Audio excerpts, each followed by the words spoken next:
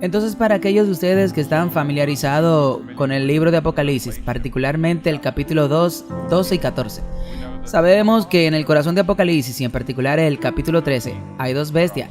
Está la bestia marina, el papado, y está la bestia terrestre que identificamos como los Estados Unidos de América en el fin de los tiempos. En Apocalipsis 13, Dios revela que la crisis final, la división final en el planeta Tierra, no será entre republicano y demócrata, o conservadores o liberales, o negros o blancos, o ricos o pobres.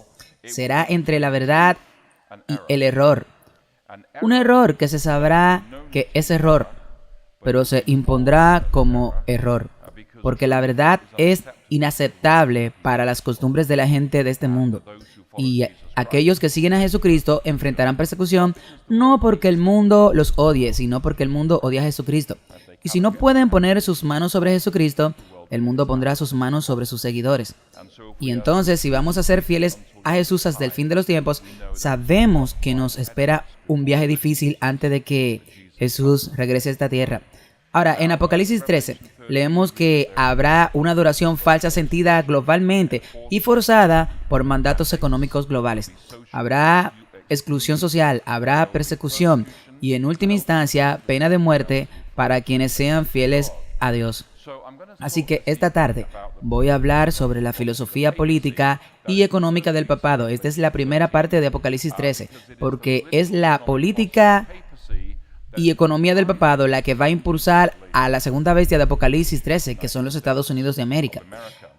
Entonces, en nuestro viaje de hoy vamos a ver la reforma y la libertad religiosa, retomando un poco lo que dijo el hermano Jonathan hace unos momentos. Luego veremos el dogma y la doctrina económica católica, y luego veremos el pensamiento político católico, y veremos cómo se aplicó recientemente en los últimos 3 años, y luego llegaremos a nuestra conclusión esta tarde. Entonces, si nos centramos en primer lugar en la reforma y la libertad religiosa, así que yo creo que no debemos olvidar cuán radical fue verdaderamente la reforma. La reforma resucitó el concepto de la libertad de conciencia que había sido pisoteada durante más de 1000 años por la Iglesia Católica. Ahora, cuando llega la Reforma a principios del siglo XVI, la Iglesia Católica Romana tenía un cruel monopolio eclesiástico forzado, como todos los monopolios, por un sistema de mando, control y coerción. La Reforma enfatizaba la libertad de conciencia. Esa es la libertad de creer o no creer en el dogma católico. La libertad de pertenecer o no a la Iglesia Católica. La libertad de contribuir financieramente o no a la jerarquía católica. La libertad de vivir en armonía con la palabra de Dios o con los dogmas de los hombres caídos. Y entonces la reforma fue un cambio profundo para la historia de la humanidad.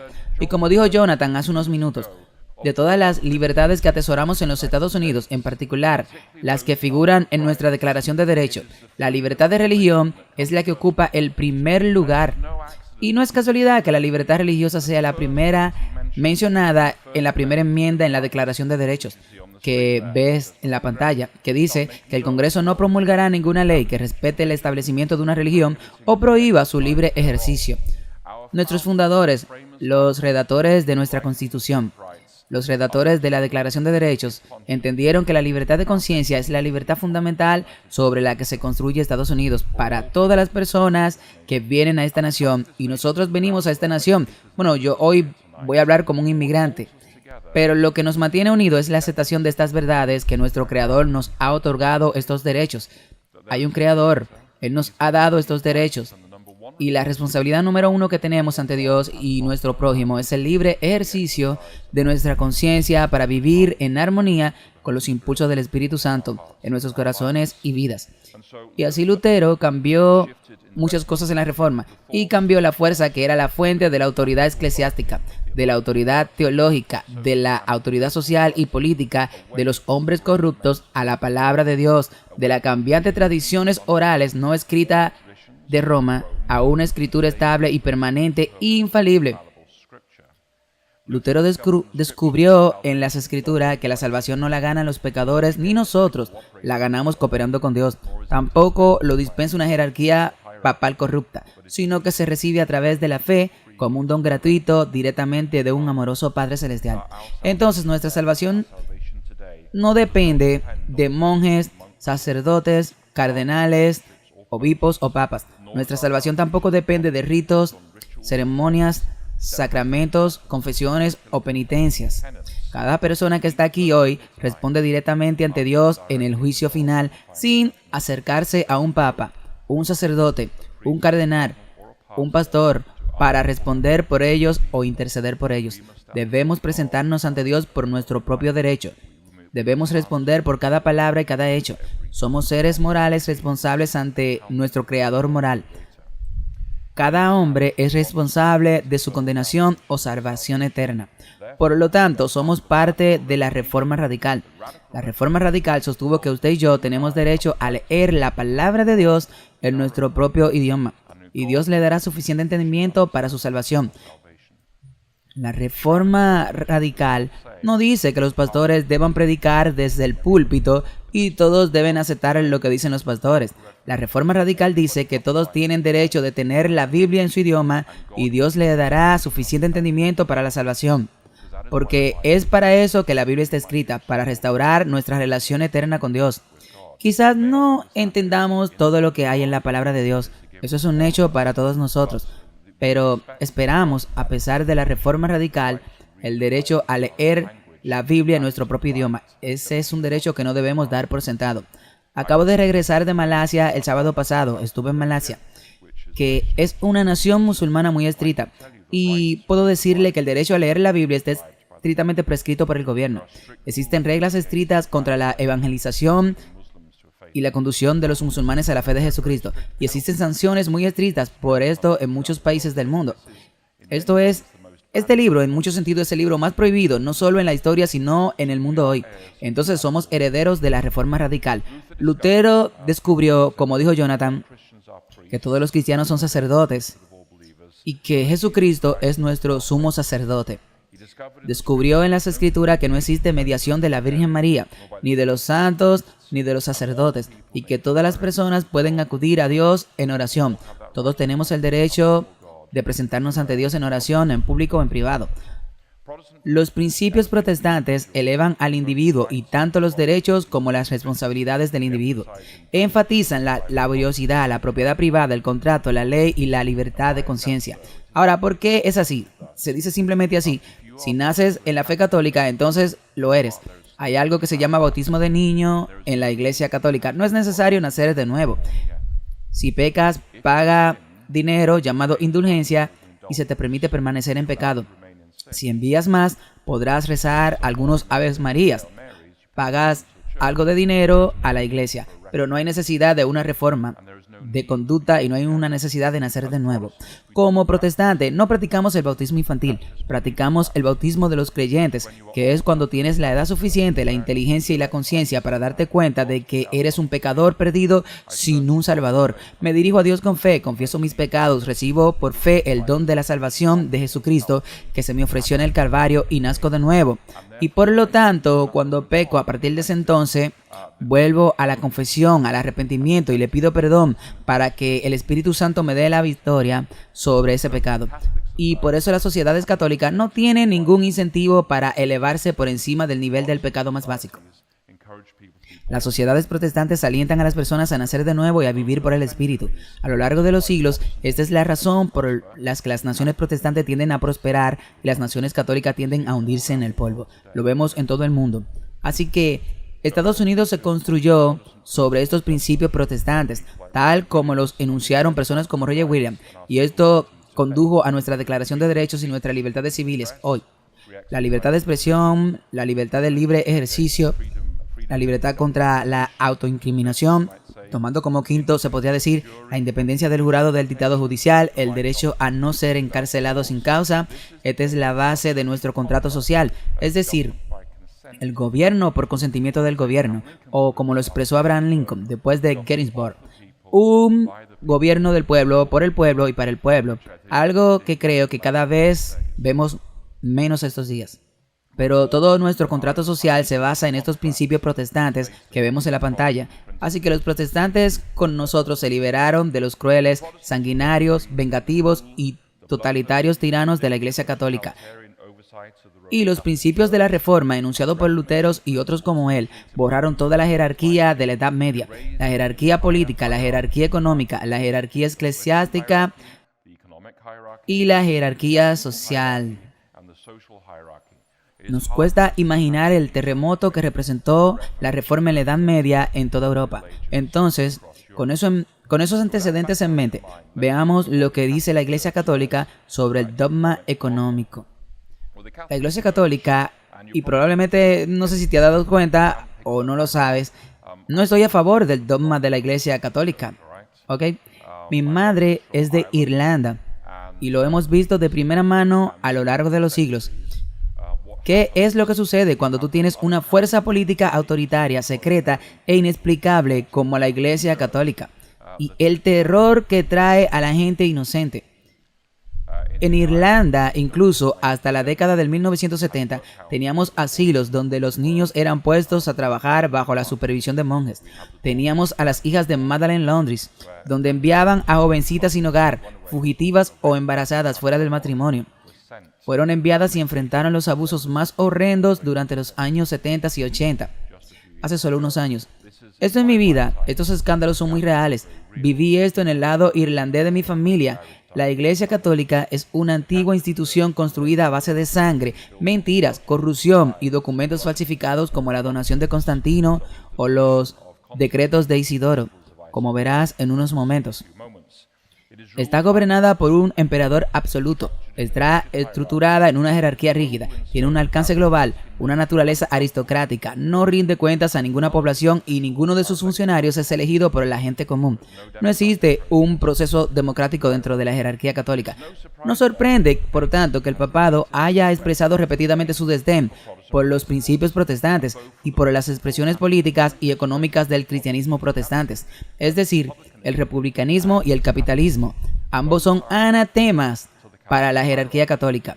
A lo largo de los siglos, la Iglesia Católica ha apoyado repetidamente a gobiernos anticapitalistas, como el feudalismo y los gremios comerciales de la Edad Media. La Iglesia Católica ha apoyado a principios de los años 30 y 40 el fascismo en Italia, España, Portugal, Croacia y en toda América Latina. La Iglesia Católica apoyó a la Alemania nazi. Apoyan programas redistributivos de bienestar en Occidente, como la Gran Sociedad de Lyndon B. Johnson, y apoyan la teología de la liberación en América Latina y África. ¿Y por qué es eso? La razón es que el dogma económico católico es impulsado por este tipo aquí, Santo Tomás de Aquino, que vivió entre el 1225 y 1274. Entonces, ¿qué enseñó Tomás de Aquino que tenga tanta relevancia para nosotros hoy? Esto puede parecer algo aburrido. Simplemente quédate conmigo porque verás muchas cosas de esta política que están sucediendo en Estados Unidos hoy están impulsadas directamente por el dogma económico católico y muy pronto te afectará de una manera muy profunda. Esta no es una teoría abstracta de la que estamos hablando aquí hoy. Entonces, para Tomás de Aquino hay 4 tipos de leyes. Hay una ley eterna.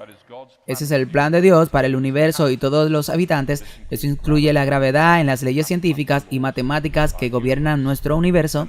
Luego está la ley natural, que es la participación de las criaturas racionales en la ley eterna. Somos por naturaleza animales sociales racionales. Hablamos entre nosotros, vivimos cada uno con otros, construimos comunidades, construimos sociedades y al hacerlo, hacemos lo que es natural para la humanidad. Y esta es la cosa que Dios nos da. Entonces tienes la ley positiva. La ley positiva, esas son las costumbres, las leyes y las regulaciones hechas por los gobiernos humanos que intentan aplicar la ley eterna y la ley natural a los individuos y a su sociedad. Y finalmente, al final del montón, tú tienes los 10 mandamientos. Eso está al final de la lista de Tomás de Aquino. Santo Tomás de Aquino, como los llaman algunos católicos. La propiedad privada no forma parte de las leyes eternas ni de las naturales, sino que es una invención de la razón humana. Sostiene que la propiedad privada es una creación no regulada, no por esta ley aquí, no por esta ley aquí que viene de Dios, sino que la propiedad privada es una creación de los gobiernos, aquí abajo. Ahora, no estaríamos de acuerdo con eso, porque la Biblia dice en el 8º mandamiento, no robarás. Pero como podemos ver, la jerarquía de la ley de Tomás de Aquino, los 10 mandamientos están en el fondo, como veremos en unos momentos. La Iglesia Católica reclama el derecho de dejar de lado en favor de lo que determinaron que era el bien común, pero aquí la propiedad privada es una característica de esta ley.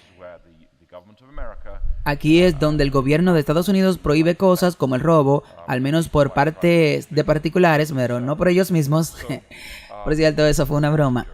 Según Tomás de Aquino, la intención de Dios es que todos sean dueños de todas las cosas en común. Esa es la ley natural aquí. Entonces, en la propiedad común de los bienes es donde colocó la propiedad, pero reconoció que existe algo llamado propiedad privada. Pero eso está en la jerarquía de las leyes y es un concepto creado por el hombre. Pero Tomás de Aquino defendió la propiedad común de todos los bienes en el derecho natural. Y eso lo encontramos en la iglesia primitiva en Hechos, capítulo 2. Entonces, para Tomás de Aquino, la propiedad privada es una manifestación del derecho positivo y por lo tanto no es un derecho intrínseco de Dios. Y no disfruta del estatus ético de la comunidad de bienes o de los bienes comunes, que según él se manifiesta aquí en la ley natural. Entonces, esto es de Dios, esto es del hombre, esto es de Dios y debe tener prioridad sobre esto de aquí abajo. Si Dios pretendía la propiedad común de todos los bienes, entonces la propiedad privada es solo un derecho temporal que se puede tener hoy, pero que puede ser anulado en cualquier momento por un gobierno o una iglesia que busque imponer el bien común de la sociedad, el destino universal de todos los bienes, así lo llama la Iglesia Católica, o propiedad común de todos los bienes.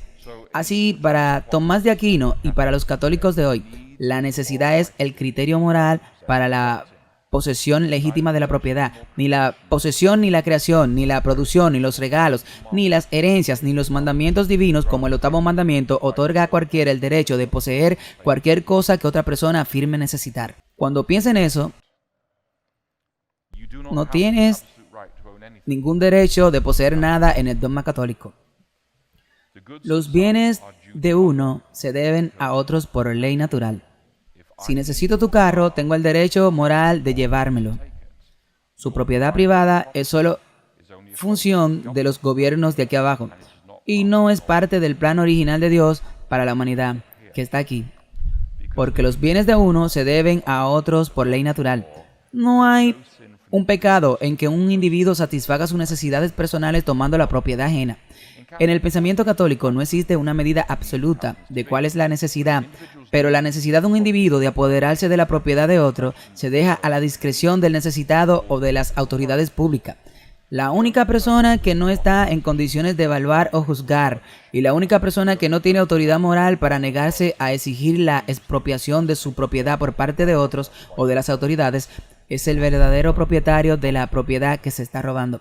La única excepción a este principio es que la propia Iglesia tiene derecho a adquirir y poseer propiedades indefinidamente. Derecho canónico 1254 dice que la Iglesia Católica tiene el derecho innato de adquirir, retener, administrar y enajenar los bienes temporales en pos de sus propios fines. Independiente del poder civil, eso dice que la Iglesia Católica reclama el derecho de tomar su propiedad independientemente de las leyes del país donde vivas. La ley canónica 1260 dice que también la Iglesia tiene el derecho innato de adquirir de los fieles cristianos todo lo necesario para los fines que le son propios, es decir, para los fines de la Iglesia. Entonces, la Iglesia tiene el derecho intrínseco de tomar tu propiedad, tú lo desees o no, independientemente de las leyes del país en que vivas. Ahora, debido a esto, la Iglesia Católica ha apoyado movimientos contra la propiedad privada durante los últimos 1000 años, ya sean fascistas como los nazis, teólogos de la liberación en América del Sur, socialistas y programas de bienestar social en todo Occidente hoy. Ahora, las enseñanzas de Tomás de Aquino sobre la propiedad privada se han convertido en dogma en el catolicismo y ahora se los denomina bienes comunes o destino universal de todos los bienes. Bienes comunes o destino universal de todos los bienes. Y todos hemos escuchado la frase del bien común. Sí, hemos oído hablar de la frase del bien común. Veremos esto nuevamente más tarde hoy. Fue utilizado en los últimos 3 años por el papado. El bien común. Y como vemos, el papado sostiene que el bien común, que solo ellos tienen derecho a determinar sobre todos los derechos individuales. Así que la encíclica papal más importante sobre este tema es Rerum Novarum, o sobre la condición de las clases trabajadoras, publicada por el Papa León XIII en 1891, y se alió intrínsecamente con el proletariado y con la ideología marxista. Durante siglos, el papado mantuvo la aristocracia medieval y la opresión política, pero ahora, en la Edad Media, con el sistema feudal, estaba siendo reemplazado por la reforma que condujo al protestantismo y al sistema económico que lo acompaña, que es el capitalismo. El papado encontró un nuevo aliado para ayudar a destruir el capitalismo y al protestantismo y revertir la reforma que es la ideología marxista. El Papa escribió esto, y esto es dogma.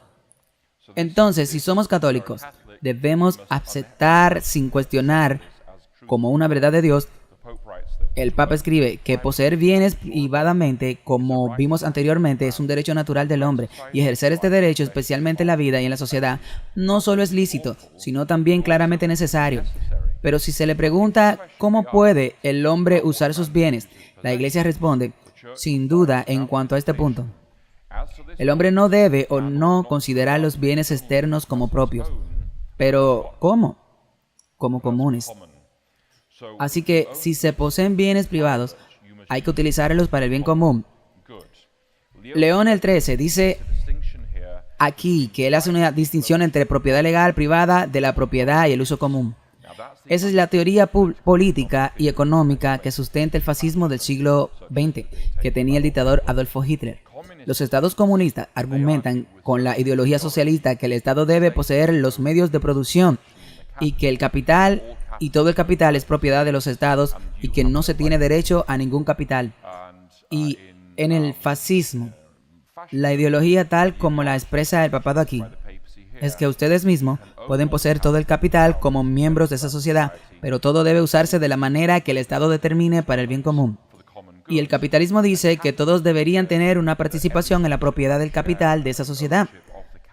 Y cada uno puede invertir como mejor le parezca, de modo que no se disminuye ni aumenta la cantidad de capital en la sociedad. El comunismo dice que el Estado es dueño de todo y lo usa para sus propósitos. El fascismo dice que puede poseer alguna propiedad, pero el Estado determina cómo puede usarse. Y el capitalismo dice que puede poseer tu propio capital en tu propia propiedad y usarlo como te parezca.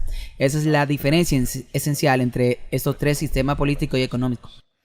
Ahora, Leo XIII esencialmente proporciona una teoría que sustenta a Adolfo Hitler y los fascistas del siglo XX.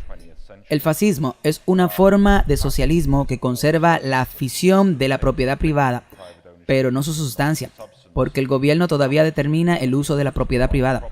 40 años después de que el Papa Pío XI emitió esta encíclica, no puedo pronunciarlo muy bien en latín, me imagino que es 40º, y me imagino que esto es en el 40 aniversario de la Rerum Novarum, publicada el 18 del 1931, y en esta encíclica el papado denuncia la dictadura del capitalismo y en particular a quienes controlan el crédito del flujo de dinero. Ahora, es en esta encíclica donde el Papa XI, y es interesante esto, del 1931, el Papa denuncia los intereses, el cobro de intereses sobre préstamos.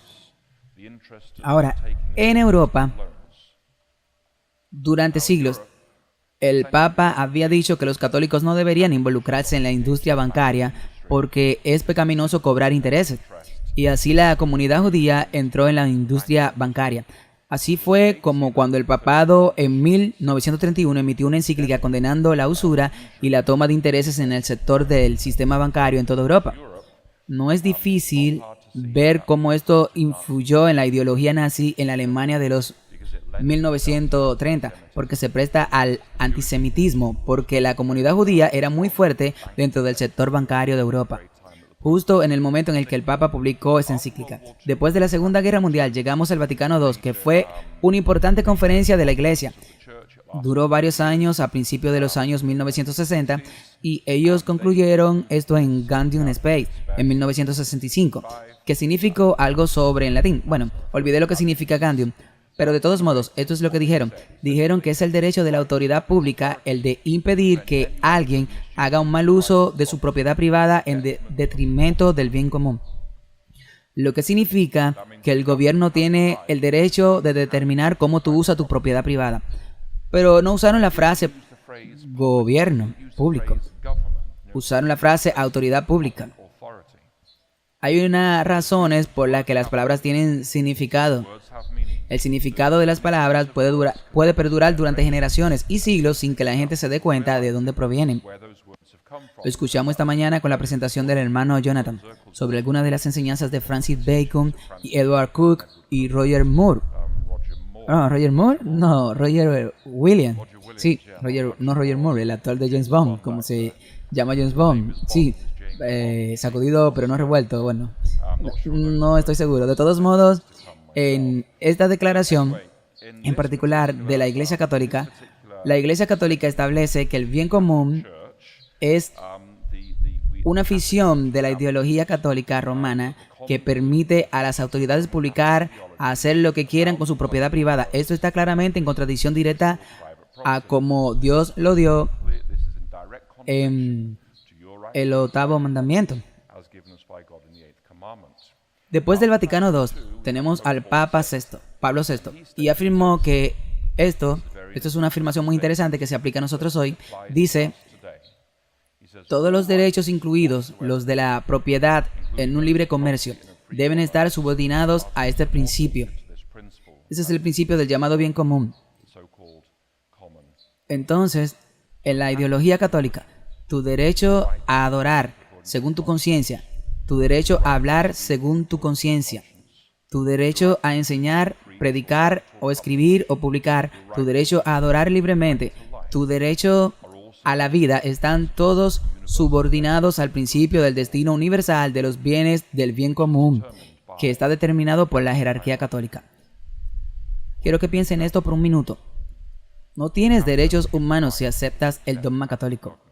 Hoy se te permite tener ciertos derechos, pero solo si la Iglesia Católica dice que eso es coherente con el bien común. Pero si determinamos que el bien común es otra cosa, cualesquiera que sean los derechos que uno tiene hoy y cree tener hoy, entonces hay que eliminarlos y dejarlos de lado. No sorprende que la gente huyera de los países católicos a los protestantes a lo largo de los siglos. Juan Pablo II se dio cuenta de todo esto y fue más allá. Un papa muy famoso, carismático en Europa. Era un caballero polaco. Vivió el movimiento de resistencia polaco contra el comunismo y publicó una encíclica llamada Solicitudes Rei Socialis, 1987. Y esto es lo que dijo allí. Dice que las personas que están excluidas de la distribución justa del bien, originalmente destinados a todos, podrían preguntarse: ¿por qué no responder con violencia a quienes primero nos tratan con violencia? ¿Qué piensas sobre eso?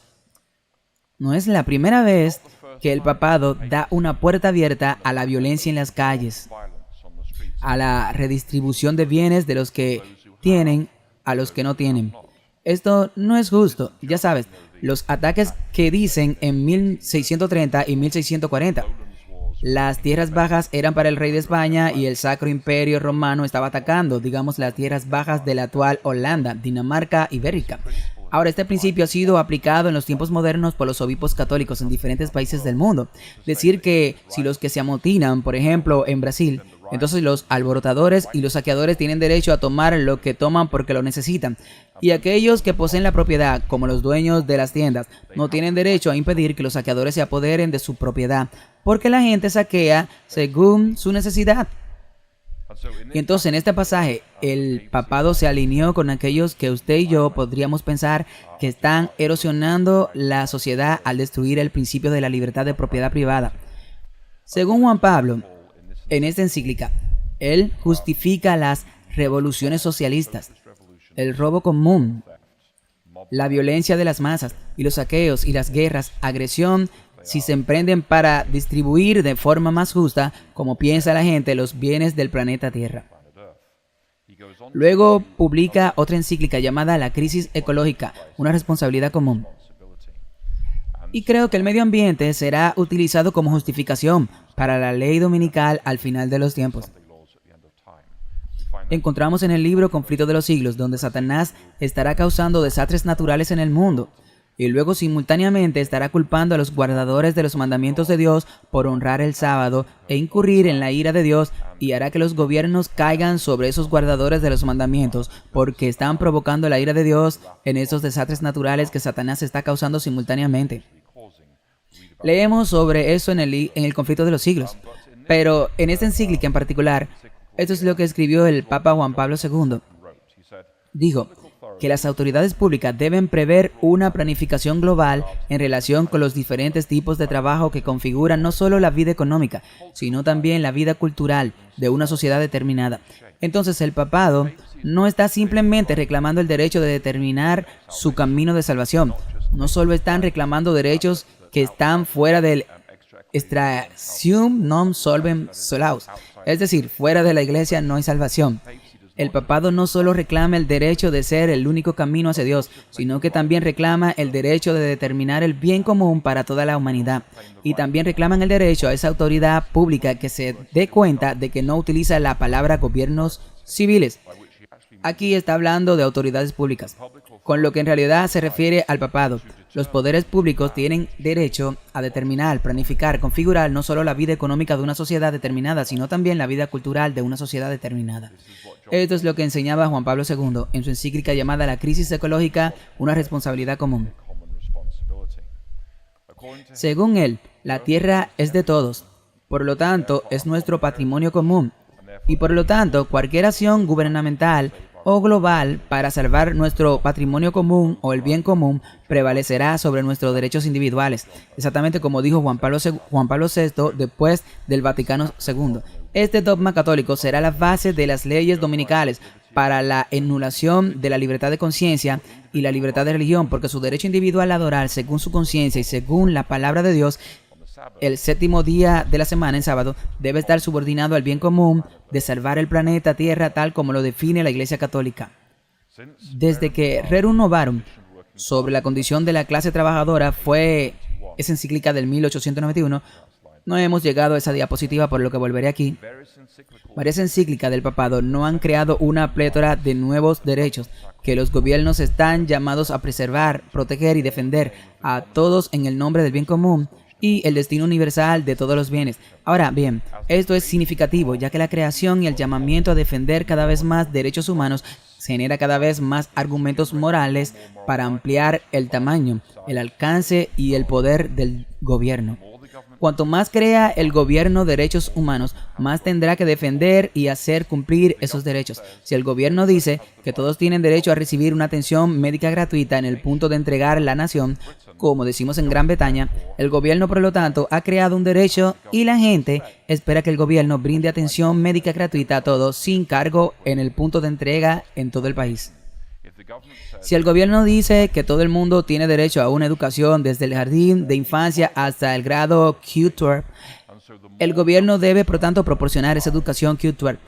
Así, cuanto más los gobiernos proporcionaran bajo los impulsos de la Iglesia Católica los llamados derechos humanos o derechos civiles, lo único que hace es aumentar el alcance del poder del gobierno dentro de la sociedad. Ahora, la paradoja de esto es que cuando más regulada está la sociedad, más corruptos se vuelven los individuos. ¿Por qué? Porque se reduce el margen de responsabilidad moral y de toma de decisiones morales. Pongamos un ejemplo. El lugar más violento de Estados Unidos hoy en día es probablemente una prisión de alta seguridad. Cada momento del día está regulado porque cada momento del día los hombres se convierten en animales. Cuanto más regulada está la sociedad, menos oportunidades tiene, y tenemos que ser seres morales para tratar unos con otros, según la palabra de Dios, en lugar de los dictados del gobierno.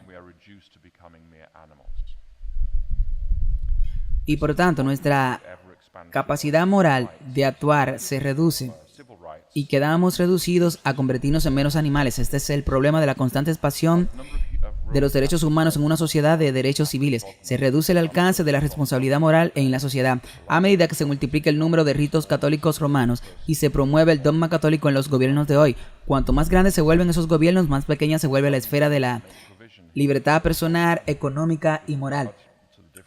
Juan Pablo II afirmó que los gobiernos deben prever aquí una planificación global con respecto a los diferentes tipos de trabajo mediante los cuales se configura no solo la vida económica, sino también la cultural de una sociedad determinada. Esa es la encíclica de 1981 llamada la Bodmer Ser. Ahora, esto ha llevado el objetivo final de la Iglesia Católica, que es una economía completamente regulada, por la cual la Iglesia Católica y su unión con el Estado determina toda la actividad económica con el que está autorizado a comprar y vender. Este es exactamente el escenario que leemos en Apocalipsis 13, desde el verso 2 en adelante, en el que el Estado Unido y la Iglesia Católica Romana pueden unirse para regular toda la actividad económica a nivel mundial para defender la autoridad católica romana y la falsa adoración católica romana. Y entonces, estas son algunas de las cosas que estamos viendo hoy. Como habrás oído hablar de estas frases, estoy seguro, en las noticias. El gran reinicio. No tendrás nada y serás feliz. Los mandatos de pinchazo son necesarios para el bien común. De hecho, dijeron que es por el bien común. Lo veremos más tarde, esta tarde hoy. Y anulan la libertad de conciencia individual porque el bien común anula los derechos individuales.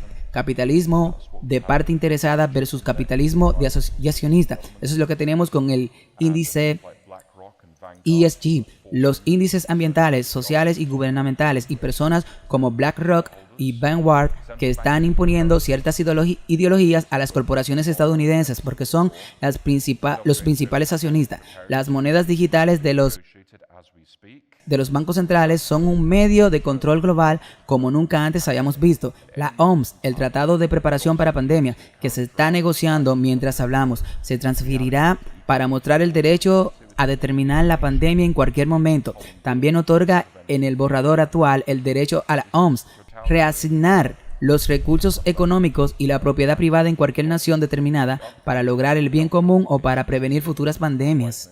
Se trata de otorgar un poder totalitario a un organismo transnacional no elegido, el próximo sistema global de verificación sanitaria, también conocido como pasaporte de pinchazo, que se está implementando, se basa en los pasaportes de pinchazo de la Unión Europea. Las restricciones traerán ciudades de 15 minutos, tal vez haya oído hablar de ellas, que están surgiendo en todo el mundo. Zonas de emisiones ultra bajas en Londres y en otras partes del Reino Unido. Y en Laudato Si, el 25 de mayo, el Papa Francisco emitió una encíclica y dijo que la humanidad tiene la obligación moral de preservar nuestra casa común a través de la sacralidad del domingo. Y esa encíclica no iba dirigida a los fieles católicos, estaba dirigido a toda la humanidad. Presumió el derecho de dirigirse a cada ser humano del planeta Tierra, no solo a los fieles católicos. Y estas son algunas de las cosas que estamos viendo en nuestro mundo hoy. Ninguna de estos ampliará o mantendrá sus libertades personales. Cada uno de ellos restringirá sus libertades de manera muy severa. Ciudades de 15 minutos en Gran Bretaña. Esa agitación política ahora, porque el gobernador de Londres está imponiendo esta nueva zona clásica de emisiones ultra bajas, donde si te subes a tu auto y conduce al trabajo, si vives en Londres tendrás que pagar impuesto muy alto por cada milla y luego te pueden penalizar después de tantos kilómetros. Si la gente dice no puedo conducir a la iglesia, no puedo conducir al supermercado, no puedo llevar a mis hijos a la escuela, no puedo ir al trabajo, ¿cómo se supone que debemos desplazarnos? Y esto es en nombre de la preservación del medio ambiente.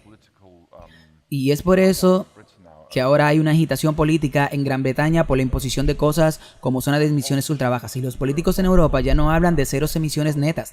Ese es un gobierno que dice que un país tiene cero emisiones netas de carbono y ahora están hablando de cero emisiones absolutas.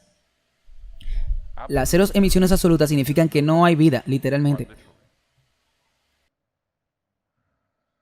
Así que, ya sabes, de esto están hablando los políticos. Este es uno de los dogmas económicos de la Iglesia Católica. ¿Te sientes animado hoy? ¿O desarrollé una habilidad para hacer que la gente se sienta realmente deprimida? Así que espero que esté adecuadamente deprimido en este momento, ¿ok? Acabamos de recibir la orden de que ahora vamos a entrar en algo un poco más serio sobre el pensamiento político católico romano. La buena noticia es que como adventista conocemos el final de toda esta historia. Y la buena noticia es que Jesús volverá. Y cuando vuelva, como en la estatua de Daniel 2, esa estatua, cuando Daniel la ve por primera vez, le dice al rey que la apariencia fue muy aterradora. Es decir, cada reino humano, desde Babilonia hasta la venida de Jesús, es aterrador. Todo imperio se construye en última instancia sobre la sangre y el sometimiento de algún grupo. Pero es cuando Jesús regrese, cuando todos estos imperios serán barridos y no quedará ningún rastro de ellos. ¿Decimos amén a eso? Entonces, como adventista, conocemos el final de la historia. Y si alguna vez lees una novela policíaca, siempre leo primero el último capítulo. ¿Y tú?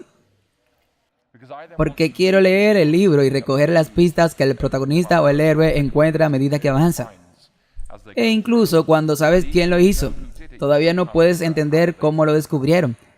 Siempre hay información extraña que el lector nunca conoce. Vayamos entonces al pensamiento político católico romano.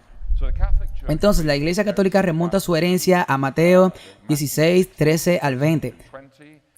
Tú eres Pedro, y sobre esta roca construiré mi iglesia, dice Jesús a Pedro, y ellos afirman que Dios le dio autoridad a Pedro y a sus sucesores para gobernar la iglesia de Dios, desde Mateo 16, del 13 al 20 en adelante. Ahora, no hay evidencia alguna en la Escritura o en la iglesia primitiva de que la Iglesia Católica Romana remonta su autoridad de linaje hasta el apóstol Pedro. La mejor fuente para la Iglesia Católica se encuentra en el libro de Primera de Juan y Tercera de Juan. El apóstol Juan afirma en Primera de Juan capítulo 2 y capítulo 4 que el anticristo ya estaba obrando durante la era apostólica. Entonces el anticristo no es un individuo, es un sistema de pensamiento. Y la palabra anticristo, anti significa en lugar de. Entonces podría decir que cualquier cosa que venga con cualquier cosa que esté en tu vida en lugar de Cristo, como el medio de tu salvación, es una forma de anticristo, una expresión del anticristo.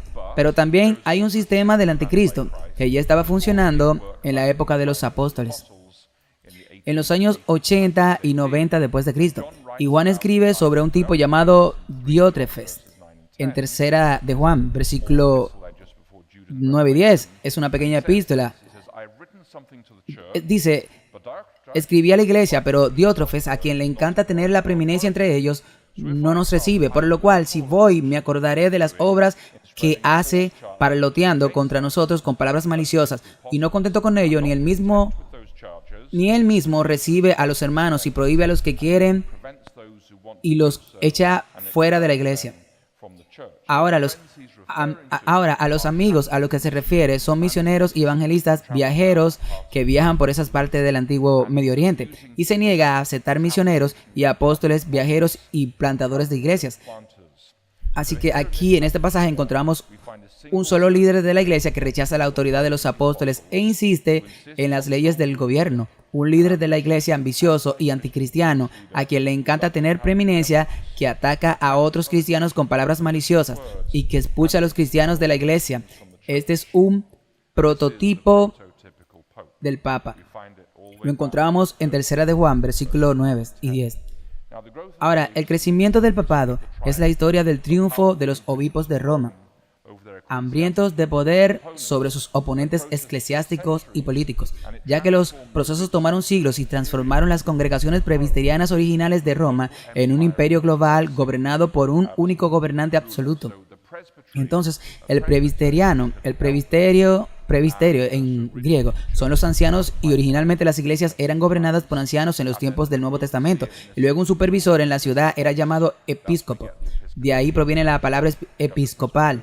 Tiene la iglesia presbiteriana y tiene la iglesia episcopal. Los presbiterianos, la iglesia, todas aquellas gobernadas por ancianos, los episcopales están gobernados por obispos como la iglesia anglicana, y eventualmente surgieron como un imperio global gobernado por un único gobernante absoluto. Ahora, este proceso se basó en las falsificaciones y mentiras, la más famosa de las cuales fue este documento aquí, conocido como la donación de Constantino, que fue una falsificación. Ahora, durante más de 700 años, los papas católicos romanos, supuestamente infalibles, afirmaron que su autoridad se basaba en este documento que está aquí. En el siglo XVI se demostró que era una falsificación. Ahora, la donación de Constantino fue supuestamente un regalo del emperador Constantino al obispo de Roma en el año 330 después de Cristo, cuando trasladó la capital de Roma a Estambul, entonces conocida como Constantinopla. Y cuando Constantino se mudó de Roma a Constantinopla, supuestamente transformó el poder civil y religioso supremo sobre el Imperio Romano Occidental en manos del obispo de Roma, un hombre llamado Silvestre, otorgándole el actual palacio de Letrán en Roma. el derecho a vestir túnicas rojas y púrpura imperial y una corona de autoridad conocida como mitra. Y luego se demostró que era una falsificación en el siglo XVI, pero se había utilizado como base para la supremacía política, económica y civil de los católicos romanos en Europa occidental durante casi 700 años. La sociedad católica romana en realidad tienen 1200 años allí. La Iglesia Católica Romana luego afirma su interpretación de Romanos 13:1. Dice que toda alma está sujeta a las autoridades gobernantes, porque no hay autoridad excepto de Dios, y las autoridades que existen son designadas por Dios. Ahora bien, para los católicos y los teólogos católicos, este pasaje niega la posibilidad de cualquier forma de autoridad democrática, eclesiástica o civil, fuera de la jerarquía católica romana. El poder político no requiere el consentimiento del pueblo en la ideología católica, pero fluye desde Dios hasta el Papa a través de la jerarquía católica romana y llega a usted que vive en tu choza. Y tu trabajo es pagar, orar y obedecer. Eso es todo, como miembro. Es interpretación, esa es su interpretación de lo que está aquí. En 1075, el Papa Gregorio VII, no estoy seguro si este es él. No creo que hayan tomado fotografía en 1075, pero creo que probablemente sea una interpretación protestante del Papa Gregorio VII. Tal vez fue su suegra la que escribió, no lo sé. Pero él no tenía una suegra, ¿verdad? Supongo que ese es uno de los beneficios de ser papa. De todos modos, escribió lo que se conoce como los dictados sobre la autoridad del Papa y resumió la teoría de la autoridad absoluta, por lo que argumentó que la Iglesia Católica Romana fue fundada por solo Dios y que solo el pontífice católico romano debe ser llamado universal, por lo que solo el Papa puede imponer o restituir a los obispos o el episcopado, pero sus legados, es decir, sus representantes personal, aunque sean de grado inferior, tiene de procedencia en un consejo de obispos y puede citar sentencia contra ellos declarando que solo a él le es lícito dictar nuevas leyes según las necesidades del momento, que solo el Papa es el único que puede usar las insignias imperiales. Continúa argumentando que el Papa es el único cuyos pies pueden ser besados por todos los príncipes, que solo su maldición debe recitarse en las iglesias, que su título es único en el mundo, para poder deponer a los emperadores, de modo que tiene poder político absoluto, que ninguna sentencia suya puede ser retratada por nadie, como las leyes de los medos y los persas, que no pueden ser cambiadas, que él mismo no sea juzgado por nadie, que la Iglesia Católica nunca se ha equivocado, ni jamás, por el testimonio de las Escrituras, se equivocará por toda la eternidad. Es una afirmación increíble, y que el Papa pueda absorber de su fidelidad a los súbditos de hombres injustos. Ahora, en la Edad Media, un sistema feudal en el que, si yo era un campesino en Bering Spring, juraba la lealtad a los caballeros o a la iglesia del pueblo, digamos, y los caballeros de la iglesia del pueblo jurarían lealtad al conde de Bering, y al conde del condado de Bering usted jura lealtad al duque de Michigan y al rey en Washington. Y en tu juramento a la bandera garantizaste devolver los impuestos y también luchar durante un cierto número de días por tu señor feudal, como se llamaba, y tu señor feudal tenía la responsabilidad correspondiente de protegerte si eres atacado. Así que era un contrato social que funcionaba en todos los niveles de la sociedad, y lo que afirma este derecho del Papa dice que puede disolver este juramento de lealtad entre el derecho a la mansión y entre los campesinos, entre el duque y la tierra, para poder disolver la sociedad en un momento dado, y de hecho puede colocar el poder a un aristócrata nuevo, noble, que le serán fieles. Entonces, el Papa esencialmente está reclamando la autoridad no solo sobre las Escrituras, sino en la única interpretación de las Escrituras. El Papa reclama la autoridad para rehacer la sociedad civil en cualquier momento, y este es un derecho universal que el papado afirma. Este es un dogma papal. Esto se aplica hoy. El papado hoy, según esta encíclica, tiene el derecho de disolver cualquier gobierno en la tierra e imponer un nuevo gobierno. No escuchamos mucho sobre este derecho, pero está en ese dogma. Ahora, nos encontramos con Bernard of Clairvaux, y él vivió en 1990 a 1153. Afirmó que su autoridad fluía a través de un solo hombre. el Papa. Argumentó que cuando Jesús les dijo a Pedro en el Getsemaní que guardara la espada en la vaina, los discípulos dijeron: mira aquí, tienes 2 espadas. Y Jesús respondió: es suficiente. Que ese pasaje significa que Cristo le estaba dando a la Iglesia Católica Romana 2 espadas. Es decir, la autoridad civil en la tierra y una autoridad religiosa en la tierra. Y si el pueblo no aceptaba las enseñanzas del sacerdote, entonces las enseñanzas del sacerdote podrían ser impuestas por la espada de los magistrados. Y esto llegó a ser conocido como la doctrina de las 2 espadas, que el sacerdote heriría con la espada de la palabra. Y luego, si era necesario, bajo el mando del sacerdote, el soldado heriría con la espada de acero. Esto se conoce como la doctrina de las 2 espadas. Inocente III, que escribió en el apogeo del poder popular en 1198-1216, escribió esto sobre la autoridad del Papa. Pedro asumió la plenitud de poder. ¿Veis entonces quién es este siervo encargado de la casa, verdaderamente vicario de Jesucristo, sucesor de Pedro, ungido de Dios, un Dios faraón, puesto entre Dios y el hombre, inferior a Dios, pero superior al hombre, que juzga a todos, y él es juzgado por nadie?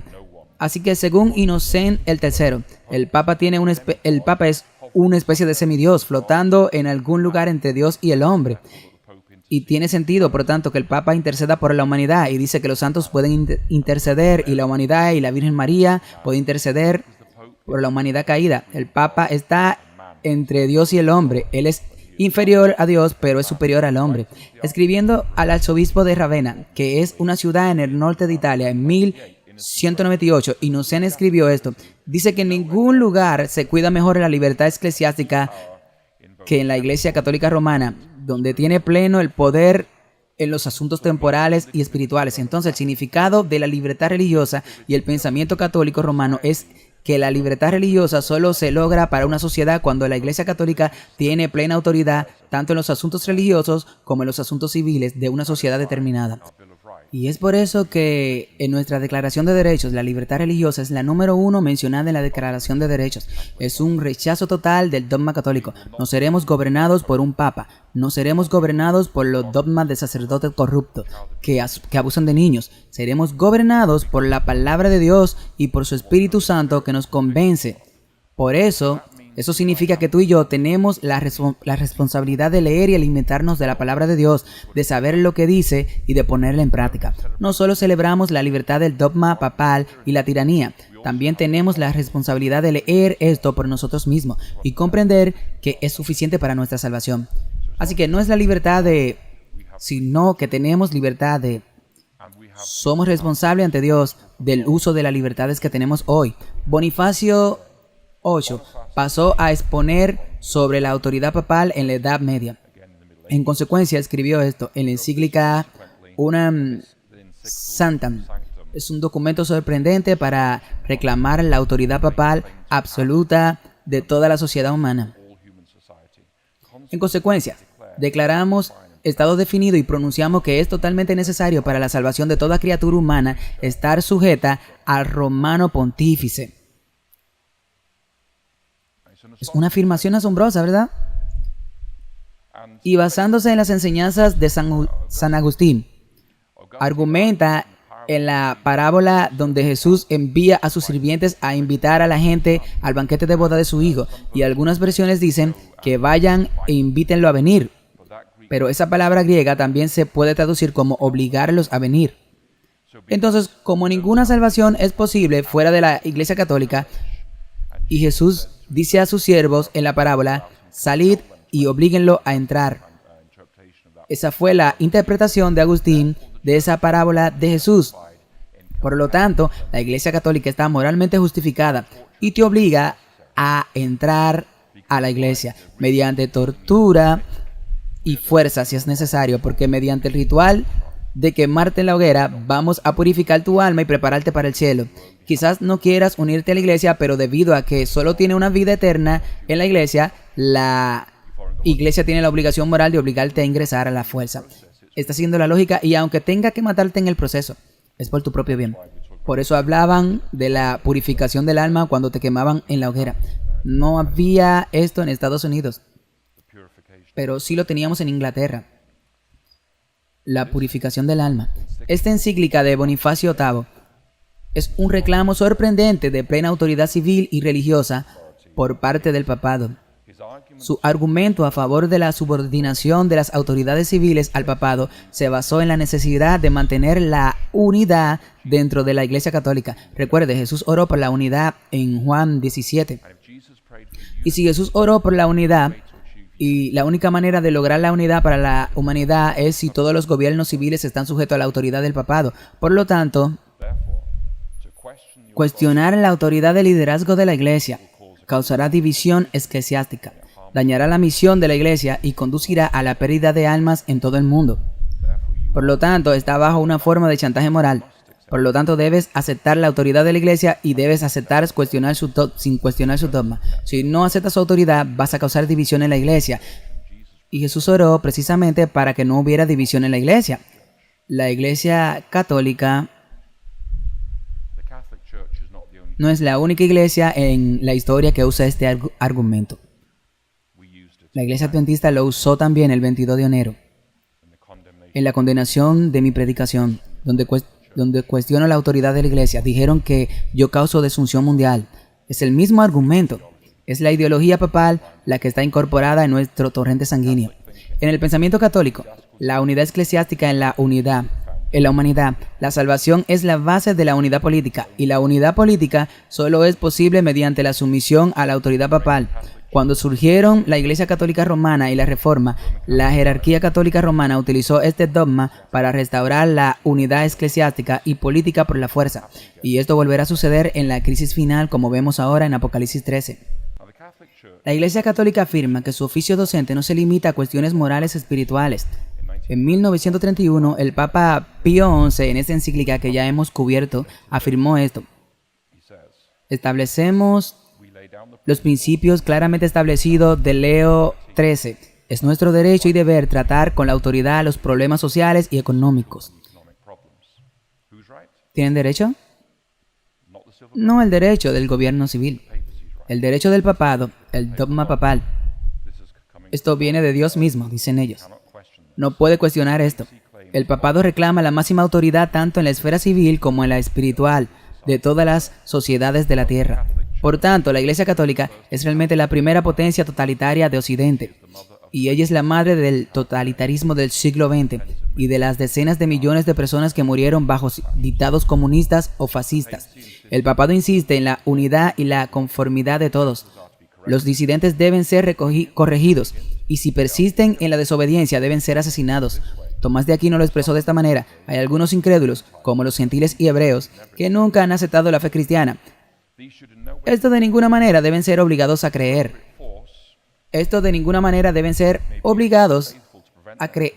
Los fieles pueden usar la fuerza apropiada para evitar que interfieran con la fe a través de la blasfemia o incentivo malvados o persecución abierta. Esta es la razón por la que los cristianos a menudo hacen la guerra a los incrédulos, no para obligarlo a creer, sino para evitar que interfieran en la fe cristiana. Sin embargo, hay otros incrédulos como los herejes y todos los apóstatas que alguna vez aceptaron y profesaron la fe. Estos deben ser obligados, incluso por la fuerza física, a cumplir lo que prometieron y a cumplir lo que una vez aceptaron. Esa es la doctrina católica y la supremacía del papado. Ahora, las consecuencias prácticas de esta ideología política del papado es que la esclavitud es aceptada por el papado. No solo la esclavitud será aceptada por el papado, la esclavitud se practicó abiertamente por el papado durante siglos en Europa. Esto es lo que escribió Aristóteles. Dice: está claro, pues, que así como algunos son libres por naturaleza. Creo que hemos perdido la pantalla aquí, donde Aristóteles escribió, donde está, he perdido mi lugar. Así que queda claro que, así como algunos son libres por naturaleza, otros son esclavos por naturaleza. Y para estos últimos, la condición de esclavitud es beneficiosa y justa.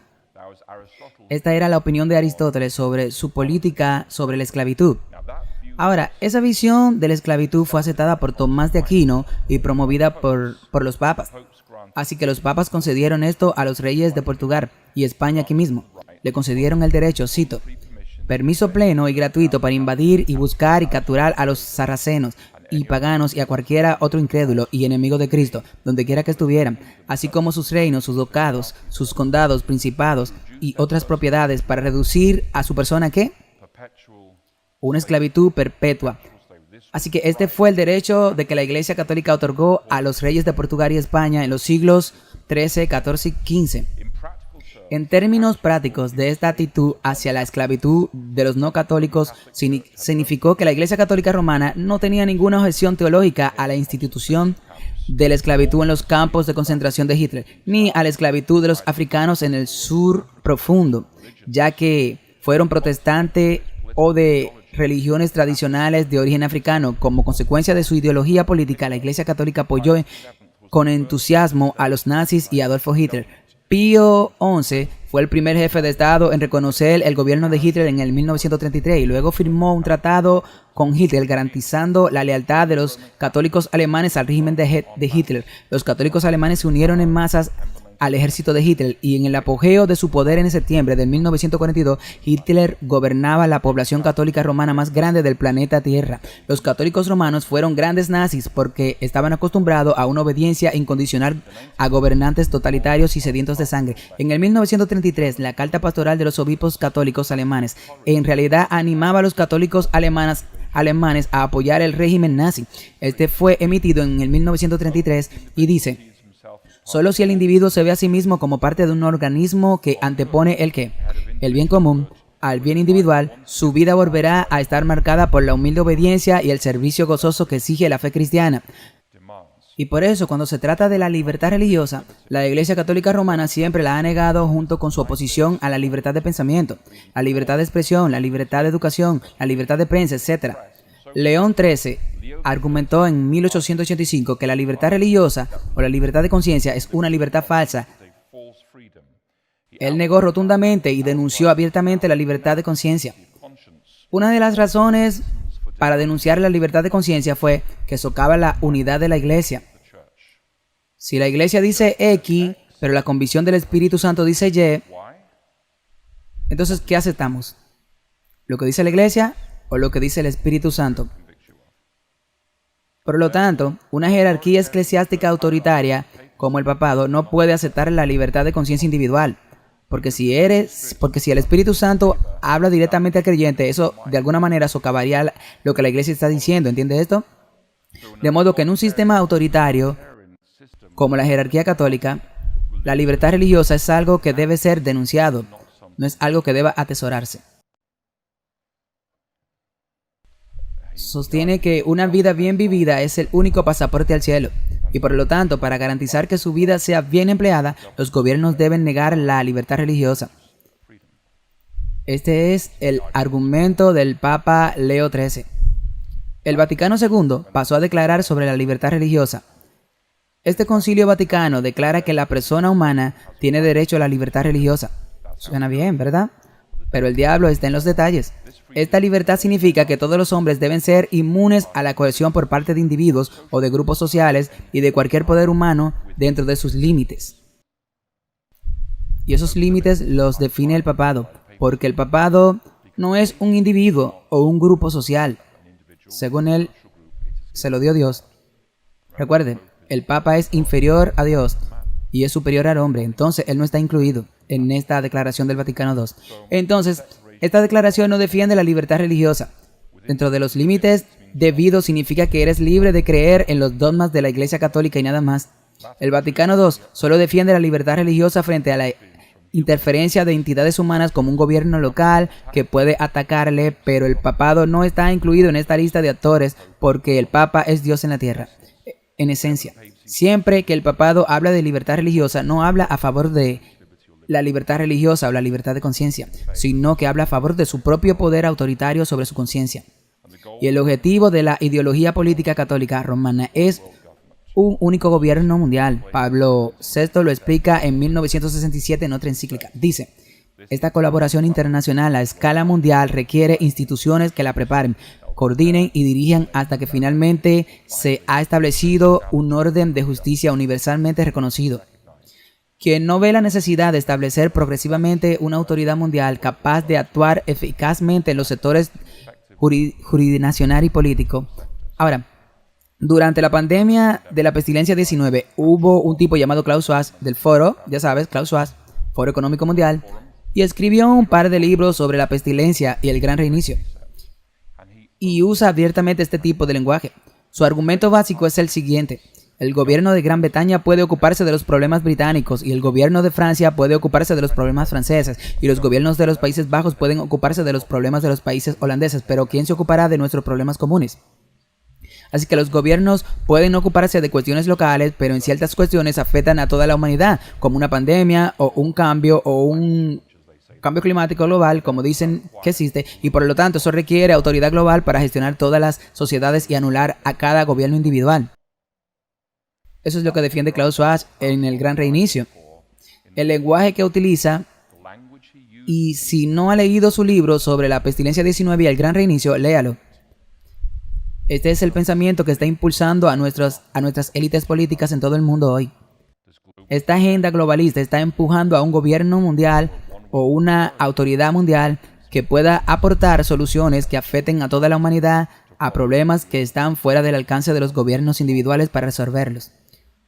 Por lo que este es el objetivo de la teoría política católica romana. El Papa Juan Pablo argumentó más a favor de esto y lo vincula con el entorno. En esta encíclica particular del 1987 defendió un gobierno mundial. Apoyó a favor de un gobierno mundial por las siguientes razones. Número 1, el orden moral lo exige.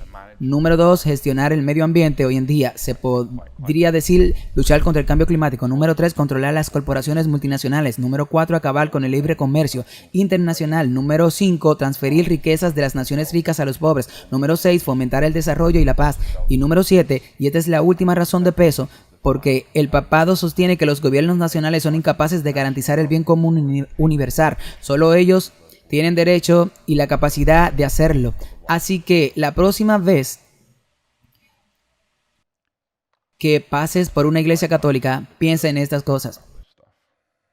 Hay almas queridas en esa iglesia católica que aman al Señor, y el mensaje de Jesús a ello está en Apocalipsis 18 del 2 al 3. Sal de ella, pueblo mío. Siguen siendo su pueblo, y Dios se preocupa por las personas que están atrapadas en este sistema de opresión y tiranía. Él quiere que estén en su reino de gracia y amor. Hemos visto esta ideología en los últimos años. Acabo de abordar 3 dimensiones de la ideología papal y cómo se aplicaron en los últimos 3 años. El primer reclamo del papado es la autoridad civil, religiosa, económica, incuestionable. El papado. Les he dado una cita del Papa Bonifacio. Declaramos definido el Estado y pronunciamos que es absolutamente necesario para la salvación que toda criatura humana esté sujeta al pontífice. Y si los otros papas argumentan para cuestionar la autoridad del papado, es causar división dentro del cuerpo de Cristo. El papado reclamó la autoridad durante la pandemia. Quizás no hayas leído sus declaraciones, pero fueron muy influyentes. Lo siguiente que reclamó el papado fue el derecho a determinar el bien común universal en relación con ciertos mandatos.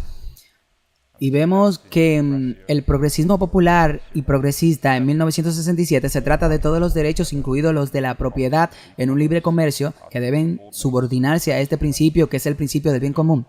En diciembre del 2020, la Congregación para la Doctrina de la Fe, que es la versión papal del BRI, y la Conferencia General, en cierto modo defienden la doctrina del papado. Escribieron una declaración llamada, cito, Notas sobre la moralidad del uso semántico de los pinchazos 19. Está disponible en línea, es un documento público, y dijeron, citando, la moralidad de la vacunación depende no solo del deber de proteger la propia salud, sino también del deber de proteger el ¿qué? El bien común, que el papado determina históricamente, y luego el propio Papa Francisco emitió una declaración el 21 de agosto en la Ciudad del Vaticano en la que decía que la vacunación era una manera simple pero profunda de promover el bien común y cuidar unos de otros, especialmente a los más vulnerables. Pido a Dios que cada uno aporte su pequeñito granito de arena, su pequeño gesto de amor. ¿Está utilizando el Papa una vez la frase del bien común? El papado ha utilizado el bien común. Solo ellos tienen derecho a determinar el bien común, y el bien común prevalece sobre la conciencia de las personas, porque el bien común está por encima de todos los derechos humanos. Y esto lo hizo explícito en New York por The Courier. Emitieron un comunicado. El papado tiene derecho a negar la libertad de conciencia o la libertad religiosa, a las objeciones de individuos, a los mandatos de vacunación. Entonces el papado tiene derecho a anular su libertad de conciencia. Y esto es lo que dijo el papado a través de Courier el año pasado. La secretaria de la Arquidiócesis de New York dijo que el Papa Francisco dejó en claro que es moralmente aceptable recibir cualquiera de las vacunas y dijo que tenemos la responsabilidad moral de vacunarnos. El cardenal Dolan ha dicho lo mismo, no hay fundamento para que un sacerdote imita una exención religiosa de la vacuna. Así que durante los últimos 3 años, el papado afirmó su autoridad global incuestionable, afirmó sus derechos a determinar el bien común para toda la humanidad y esencialmente afirmó que cuando el papado está decidido al bien común, todos sus derechos humanos individuales desaparecen para siempre. Ellos pueden determinar su bien común y usted simplemente tendrá que obedecer. Eso es lo que hizo el papado durante 3 años. Y sin entrar en muchos detalles, no fueron la única autoridad eclesiástica que tomaron esas decisiones. Sucedió en todas las comunidades judías, sucedió en todas las comunidades ortodoxas y también sucedió en muchas denominaciones protestantes, incluyendo la nuestra. Lo que encontramos en la pandemia, hablando de los protestantes, se han bebido el vino de Babilonia y las doctrinas de Roma, pero la doctrina número 1 de Roma son los derechos de Roma para determinar el bien común. Prácticamente todas las denominaciones protestantes estuvieron de acuerdo con eso y una vez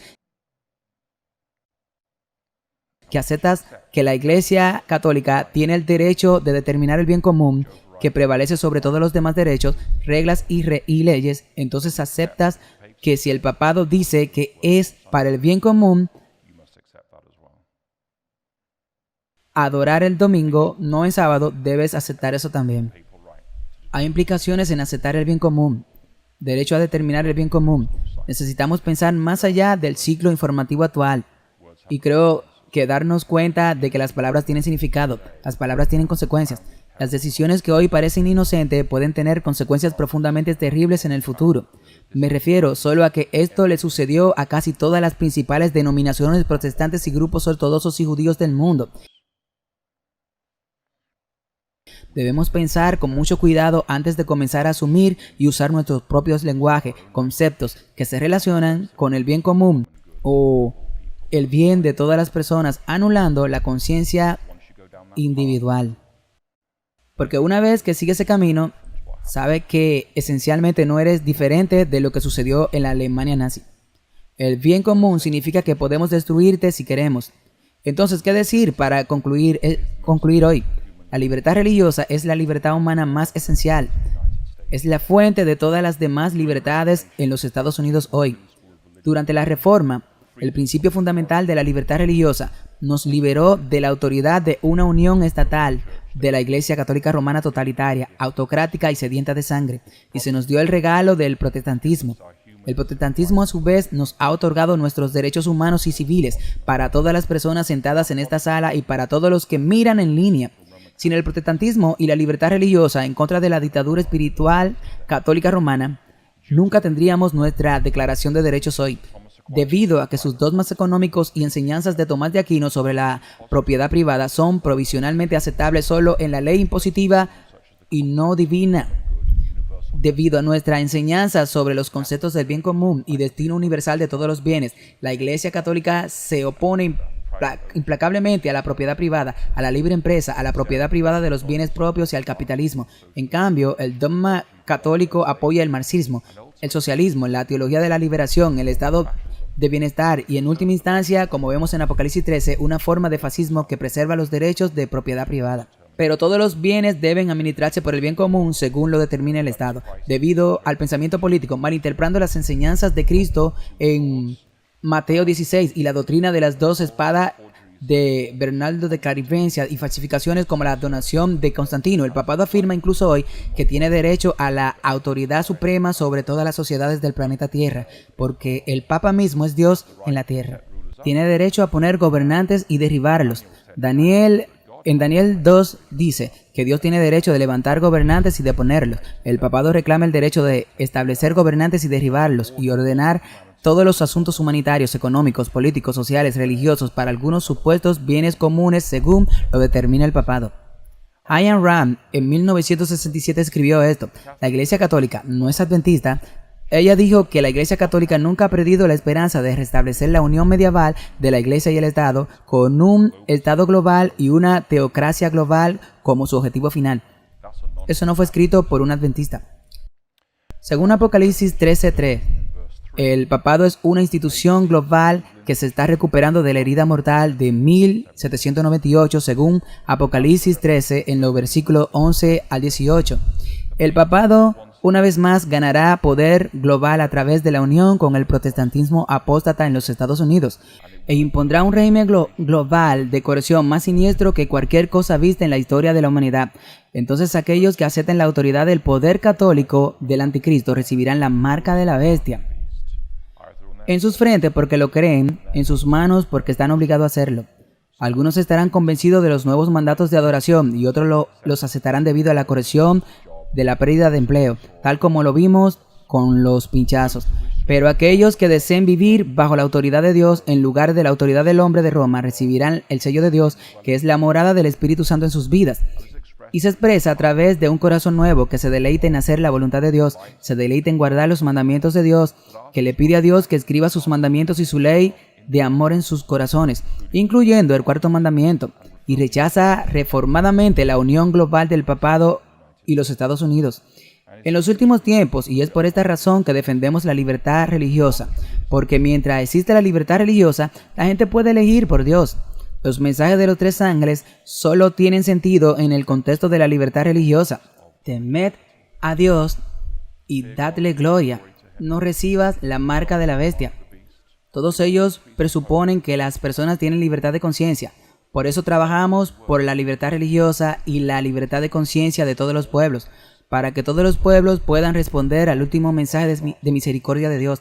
La libertad religiosa no es solo para nosotros los adventistas, es para todos los pueblos del planeta Tierra, a fin de que todos puedan recibir el don de la vida eterna.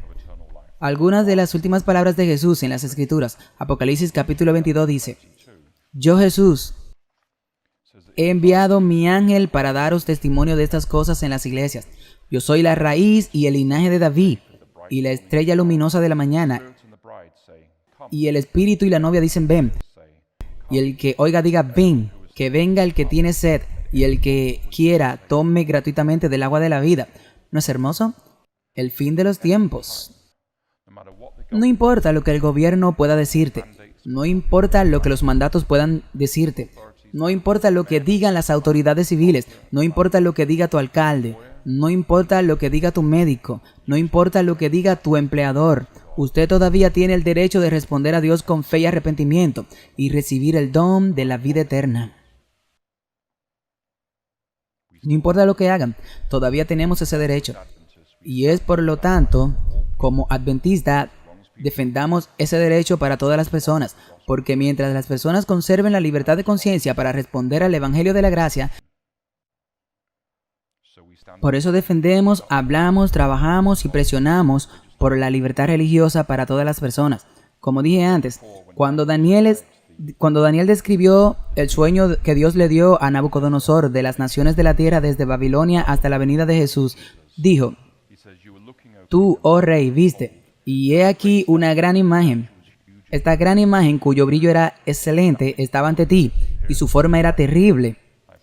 Lo pongo entre paréntesis ahí, puedes traducir eso que dice terrible o espantoso. Ese es ese comentario sobre cada nación humana, desde Babilonia hasta la venida de Jesús. Pero las buenas noticias de Daniel, cuando Daniel le pide al ángel que le explique la visión paralela de Daniel 7, Daniel quiere saber acerca de la cuarta bestia, que tiene dientes de hierro y pisotea a todas las naciones y gotea sangre y demás. Pero el ángel, con un mensaje de Dios, tiene otra perspectiva. El resumen de los ángeles de la visión de Daniel 7 es este: estas grandes bestias, que son cuatro reyes que se levantarán de la tierra. Pero esta es la buena noticia: los santos del Altísimo tomarán el reino y poseerán el reino para siempre, por los siglos de los siglos, y en caso de que te los haya perdido, por siempre. Entonces debemos preocuparnos por la bestia de este mundo, pero Dios quiere que sepamos que los santos de Dios recibirán una herencia eterna. Eso es lo que Dios quiere que escuchemos hoy. Bienaventurados los que perseveran hasta el fin. Bienaventurados los que soportarán todo lo que este mundo les depare, porque recibirán la corona de la vida eterna. Lo máximo que este mundo puede hacer es encerrarte y quitarte la vida, pero no puede darte vida eterna. Y por eso no vivimos con miedo de quienes quitan la vida. Vivimos con temor de aquel que puede quitarnos la vida eterna.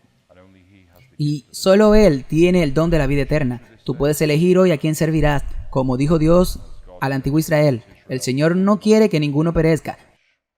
Conviértete, Israel, y vive, dijo Dios a su pueblo antiguo. Y Dios nos dice eso hoy.